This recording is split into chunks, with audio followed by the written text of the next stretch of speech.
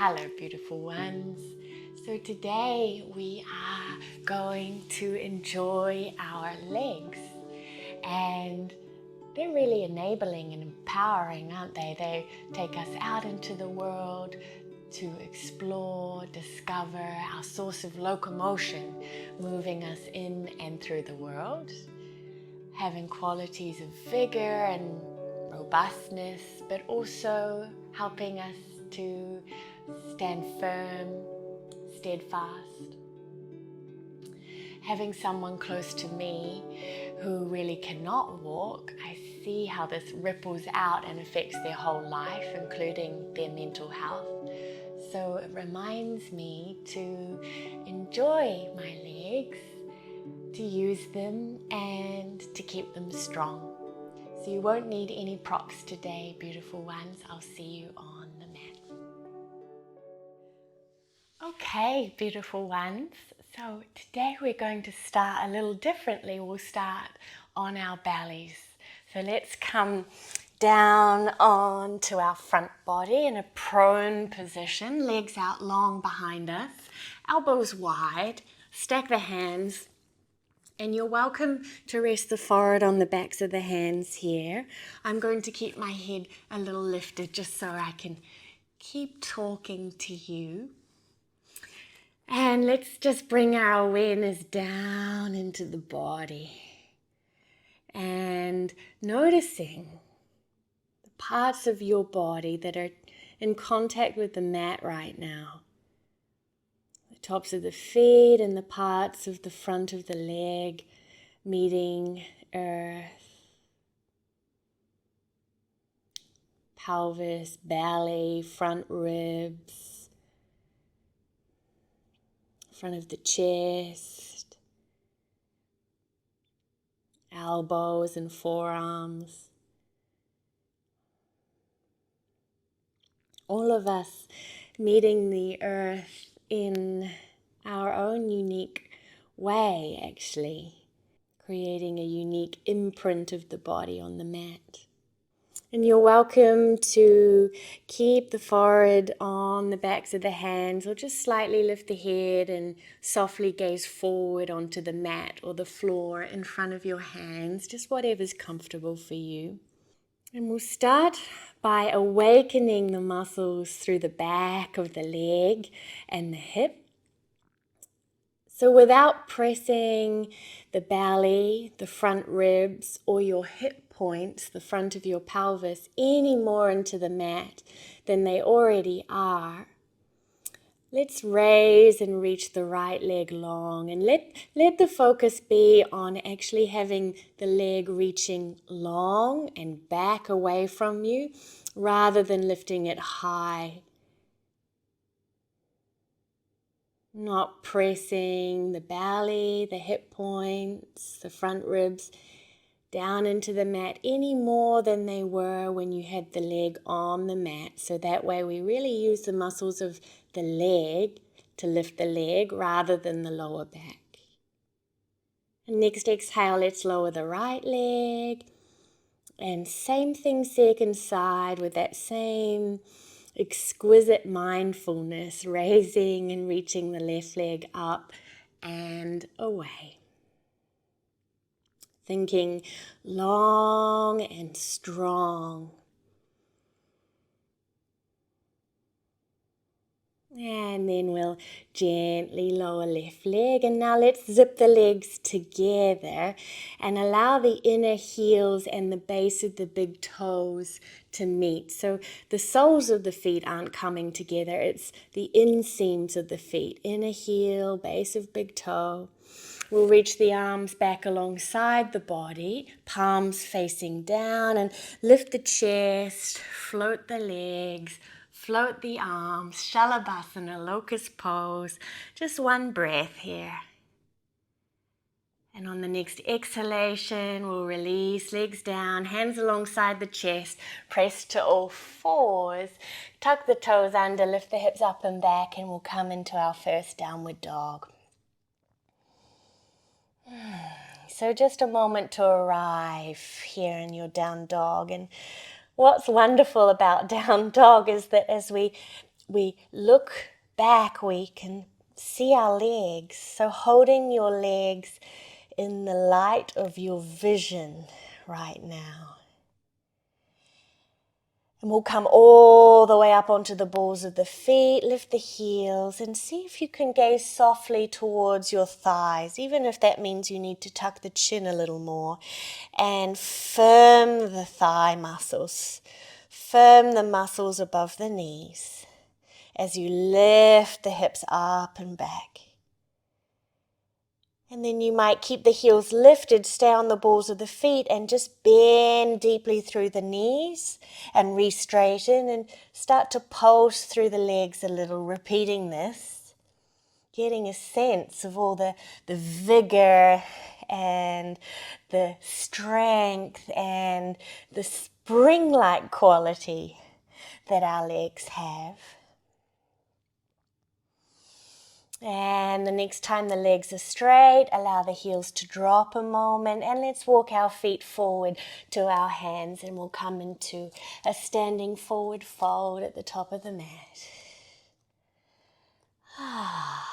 Take a moment to just drape forward over the legs.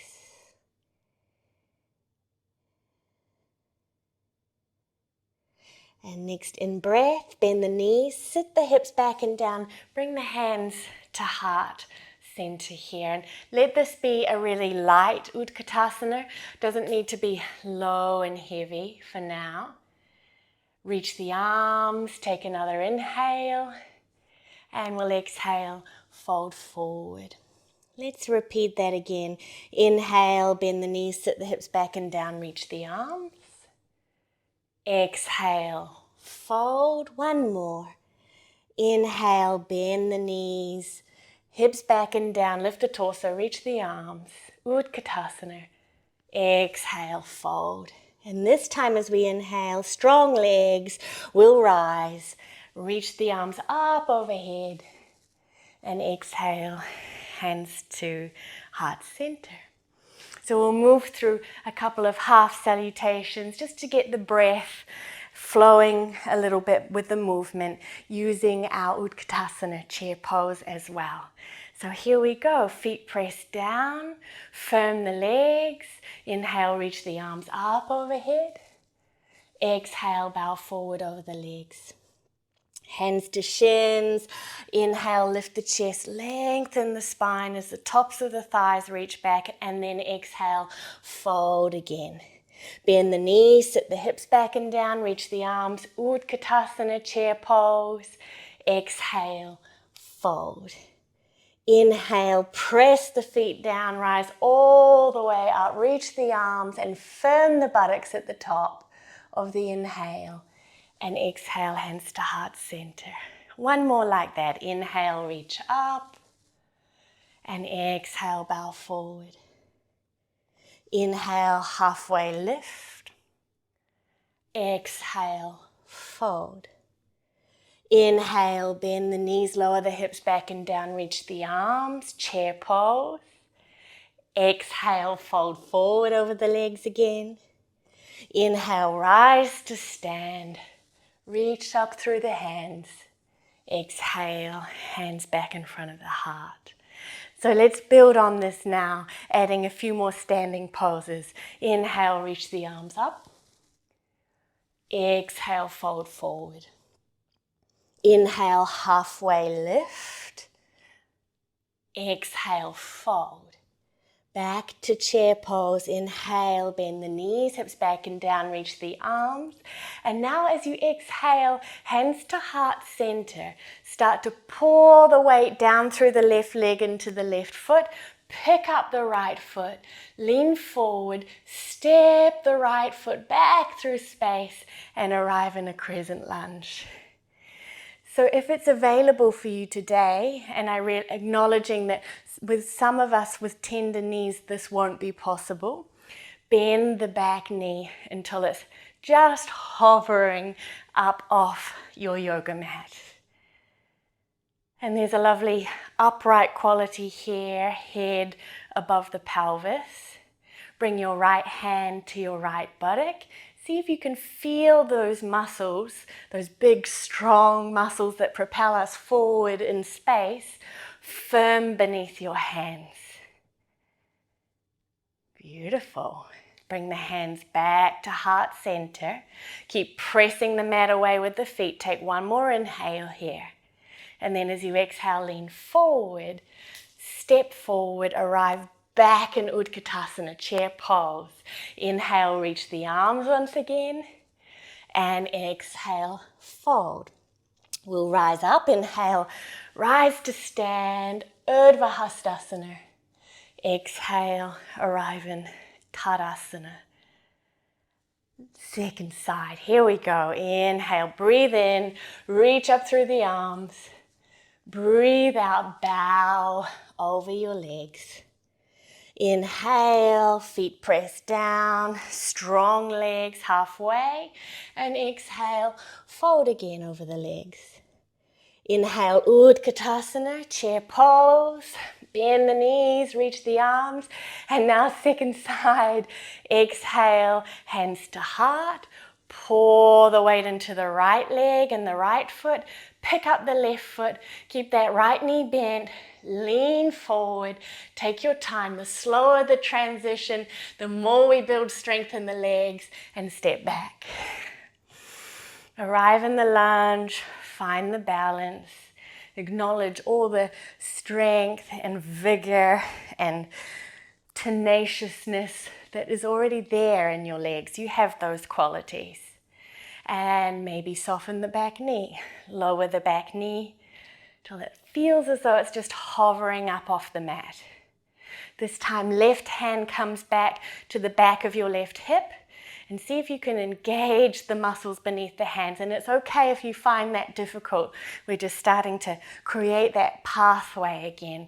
These muscles can tend to be a little sleepy.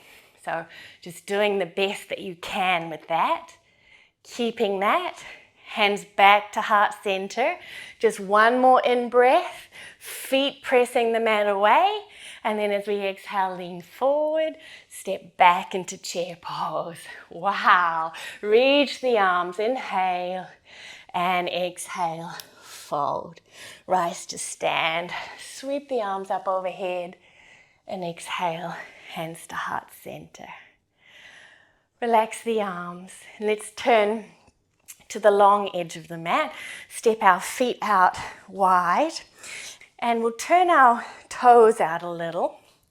Bend the knees, come down into a wide-legged squat temple pose or goddess pose. And you might look at the legs and see if you can encourage the knees to open out in the same direction as the feet.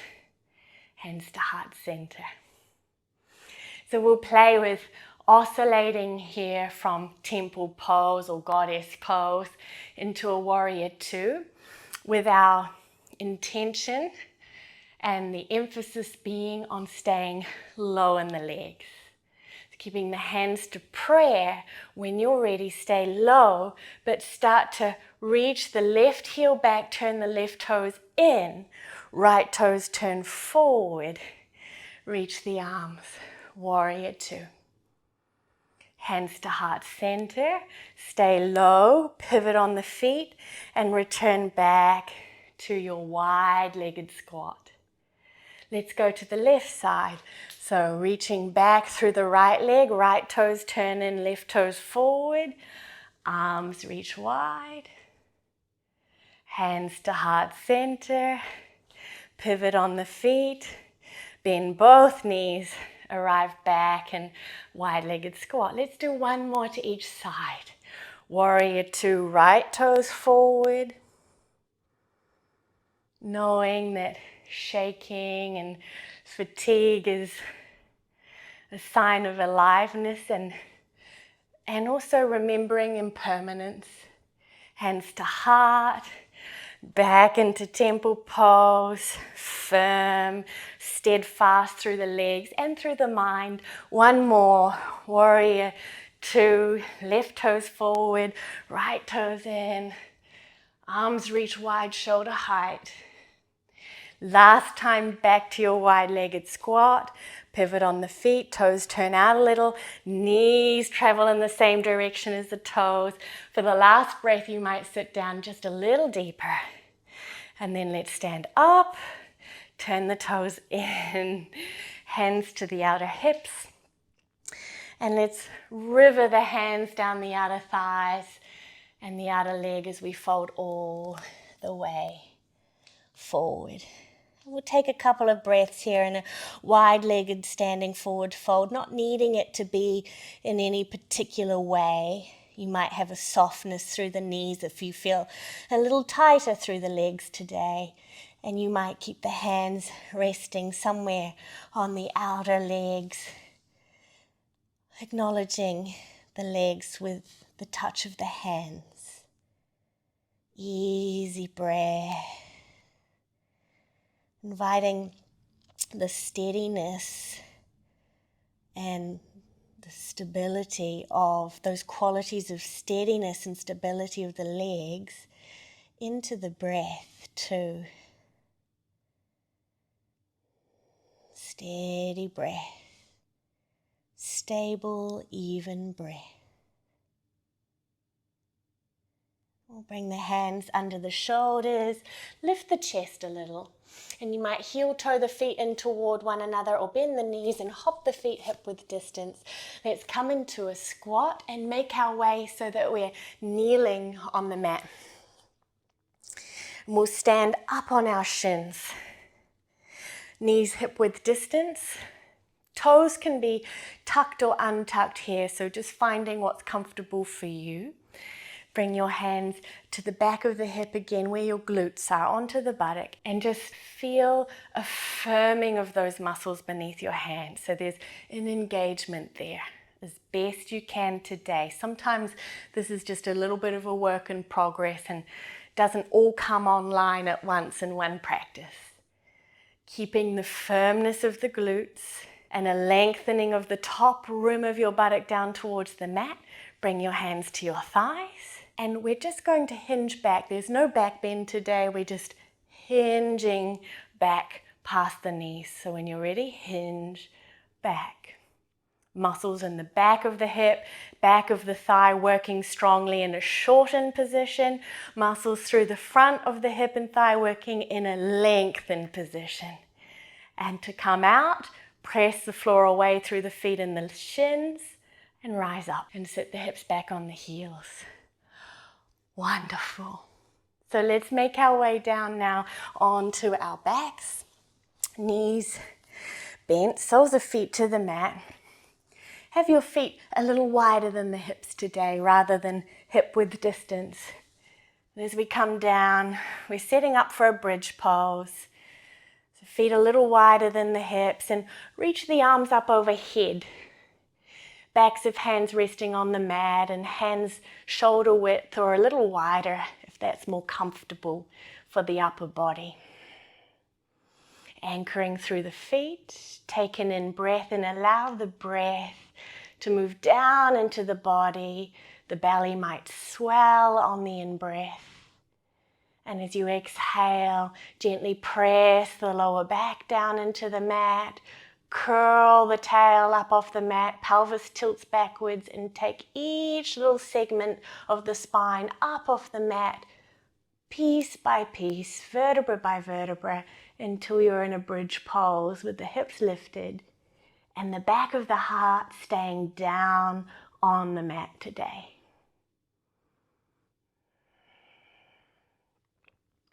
So keeping our emphasis on strong legs. And as you anchor evenly through the 3 points of the foot, the center of the heel, the base of the big toe and the base of the little toe, sensing into the engagement through the legs here. One more in-breath. And then as we exhale, slowly lower back down. Beautiful. Soles of feet together, knees wide. Hands might drift down now to the tops of the thighs. Supta Baddha Konasana, reclined cobbler's pose. And if reclined cobblers pose isn't comfortable for you, then you might come into constructive rest pose, feet wide, knees falling in toward one another instead. Take a deep breath in through the nose. And on the exhale, part the lips a little and exhale out of the mouth. Letting go of any efforting now. You might take another breath just like that.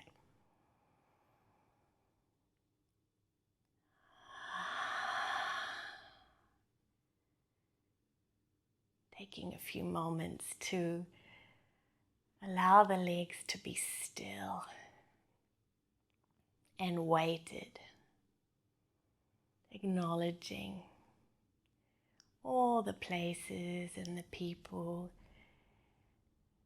our legs have brought us to, all the exploration and growth that has come from moving about in the world on our two legs.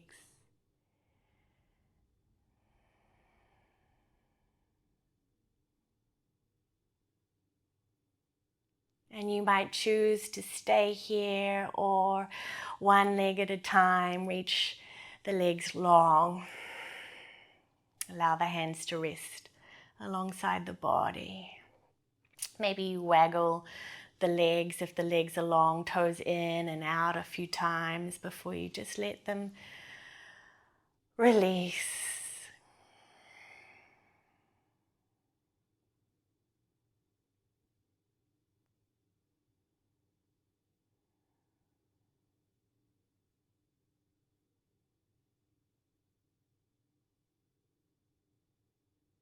And the invitation is to stay and rest a while longer if you can, beautiful one.